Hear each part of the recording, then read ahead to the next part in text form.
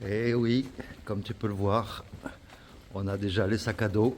Il est 4 heures du matin et là on s'apprête à rejoindre la station de bus qui va nous amener à l'aéroport de Séville. Donc sois le bienvenu dans cette vidéo. Et puis au cours de cette vidéo justement, je vais te faire un petit bilan de cette Via de la Plata que nous avons parcourue sur à peu près 210 km de Séville jusqu'à Mérida. Donc voilà, je te donnerai mon ressenti complètement subjectif, bien sûr. Voilà, bonne vidéo à toi. Let's go!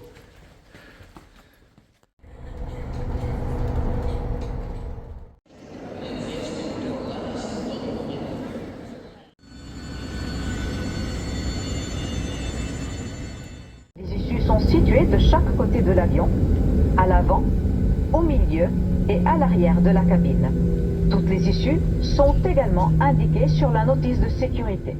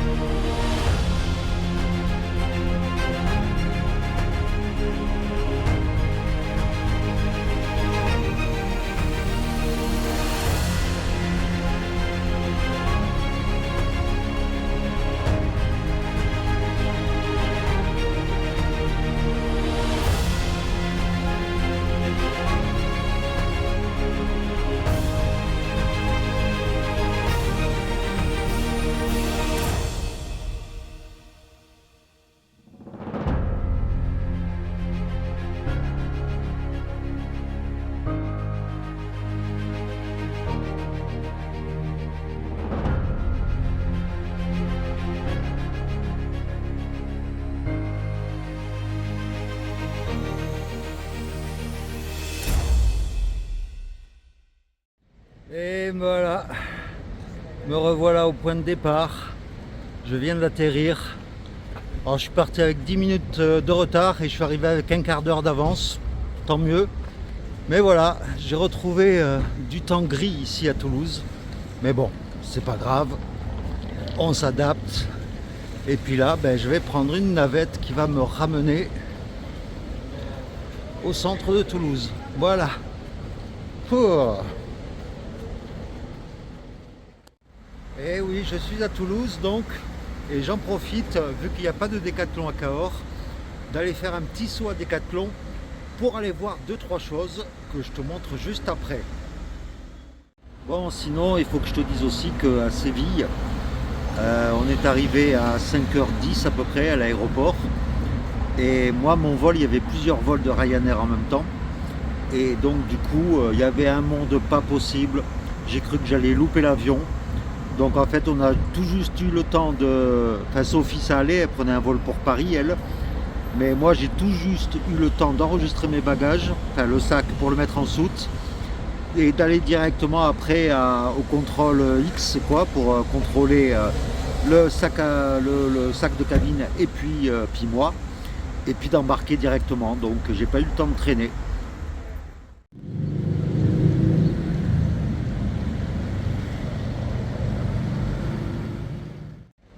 Bon voilà, je suis rendu à la gare de Toulouse et puis au final chez Decathlon il n'y avait pas ce que je voulais en fait. Je voulais acheter un sac à dos de petite contenance dans les 30-40 litres pour faire des petites randonnées en fait, pour éviter de prendre mon gros sac de 70 litres. Et bon, il n'y avait pas ce que je voulais. Et donc j'ai quand même pris un bâton, un autre bâton de marche, parce que j'en avais un des deux qui couinait depuis un bon moment déjà sur la Via Francigena. Et j'avais déjà mis de l'huile dessus et puis ça n'avait rien fait. Donc pour 25 €, j'ai préféré en prendre un neuf. Comme ça, au moins, quand je marcherai, je ne dérangerai pas mes compagnons de route. Et puis, du coup, là, je vais rentrer sur Cahors. Et ouais, avec un temps gris, en tout cas ici à Toulouse. Je ne sais pas à Cahors ce qu'il en est. Mais voilà, quoi, c'est vraiment passé trop vite. Mais je te rassure, je pense repartir très bientôt. Comme ça, en solo, cette fois-ci. Donc, reste fidèle à la chaîne dans ce cas-là.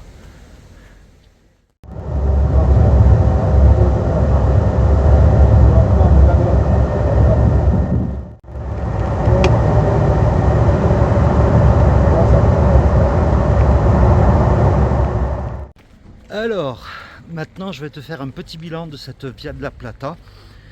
Et déjà, au niveau paysage, bon, il y a quand même des portions qui sont quand même assez jolies. Surtout dans la montée, là, la petite montée qui monte à 800 mètres d'altitude. Par contre, le regret que je peux avoir, c'est que c'est des étapes qui sont très longues parfois, jusqu'à 34 km. Et je me rappelle par exemple de 3 étapes qui se suivaient de 26, 28 et 34 km. Et ces étapes-là, en fait, quand tu dors en gîte, eh bien, il n'y a aucun village du point de départ de l'étape jusqu'au point d'arrivée. Et par exemple, là, 34 km, il n'y avait aucun village. Donc, soit tu as une bonne condition physique et il n'y a pas de souci, ou alors, eh bien, tu es obligé de bivouaquer éventuellement. Mais c'est pas évident. Ça, c'est un petit regret que j'ai. En tout cas, sur les 210 premiers kilomètres de la Via de la Plata, entre Séville et Mérida, bien sûr. Et puis, sinon, au niveau des hébergements, dans tous les villages, il y a des hébergements et des épiceries pour s'alimenter en nourriture. Donc ça, il n'y a pas de souci. Et puis en général, non, mais je te dis, bon, on est tombé, c'est sûr que nous, on a commencé la Via de la Plata au mois de mars où il faisait froid. Mais bon, en général, là, vers la fin, les 6 derniers jours, en fait, on a eu du beau temps, du soleil. Donc, par contre, en plein été, ça doit être rude parce que c'est quand même une région assez sèche. Et en plein été, ça doit être pas évident parce que ça doit friser les 40 degrés. Et d'ailleurs, j'ai même vu qu'il y avait certaines albergues qui fermaient en juillet et août, puisque en général, il n'y a pas trop de pèlerins pendant ces fortes chaleurs d'été, quoi. Donc voilà en gros mon premier ressenti de cette Via de la Plata. Voilà, j'espère que ça te sera utile. Et puis voilà quoi. Eh bien me voilà rendu donc chez moi à Cahors. J'ai fait une petite sieste cet après-midi parce que lever depuis 3h30 ce matin, ça piquait un peu. Mais voilà, comme tu peux le voir, le soleil est au rendez-vous. Et il fait hyper bon ici à Cahors, donc tant mieux. Il n'y a pas trop de changements au niveau du climat. Mais dans tous les cas, j'espère que cette courte vidéo t'aura plu. Et puis, je te donne rendez-vous très très vite, puisque le week-end prochain, eh bien, je vais revoir une vieille connaissance. Voilà. Donc, et puis, je pense que dans le courant du mois d'avril, je crois que je vais m'évader à nouveau en randonnée, mais en solo cette fois-ci. Sophie travaille, Pierre sera toujours sur les chemins de Compostelle. Donc, mais bon, j'aurai l'occasion de t'en reparler d'ici là.